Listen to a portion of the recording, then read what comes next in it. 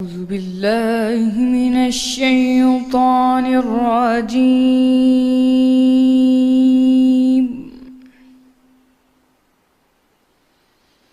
بسم الله الرحمن الرحيم.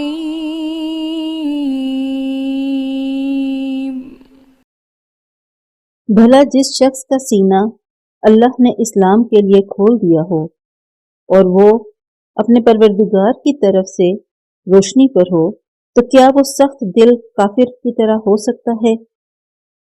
بس ان پر افسوس ہے جن کے دل اللہ کی یاد سے سخت ہو رہے ہیں، اور یہی لوگ صریح گمراہی میں ہیں۔ اللہ نے نہایت اچھی باتیں نازل فرمائی ہیں، یعنی کتاب جس کی آیتیں باہم ملتی جلتی ہیں اور دہرائی جاتی ہیں۔ جو لوگ اپنے پروردگار سے ڈرتے ہیں ان کے بدن کے رونگٹے کھڑے ہو جاتے ہیں، پھر ان کے بدن اور دل نرم ہو کر اللہ کی یاد کی طرف متوجہ ہو جاتے ہیں۔ یہی اللہ کی ہدایت ہے، وہ اس سے جس کو چاہتا ہے ہدایت دیتا ہے، اور جس کو اللہ گمراہ کرے اس کو کوئی ہدایت دینے والا نہیں۔ بھلا جو شخص قیامت کے دن اپنے منہ سے برے عذاب کو روکتا ہو، کیا وہ ویسا ہو سکتا ہے جو چین میں ہو؟ اور ظالموں سے کہا جائے گا کہ جو کچھ تم کرتے رہے تھے اس کے مزے چکھو۔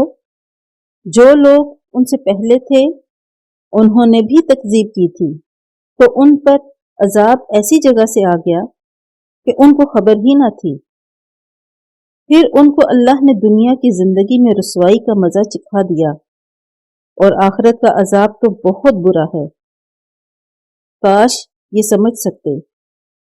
اور ہم نے لوگوں کے سمجھانے کے لیے اس قرآن میں ہر طرح کی مثالیں بیان کی ہیں تاکہ وہ نصیحت پکڑیں۔ یہ قرآن عربی ہے جس میں کوئی عیب اور اختلاف نہیں، تاکہ وہ ڈر مانیں۔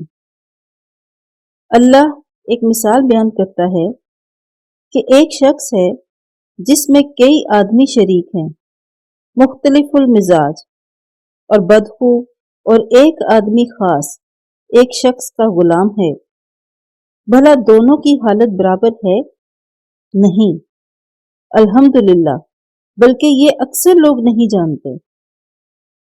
اے پیغمبر، تم بھی مر جاؤ گے اور یہ بھی مر جائیں گے، پھر تم سب قیامت کے دن اپنے پروردگار کے سامنے جھگڑو گے اور جھگڑا فصیل کر دیا جائے گا۔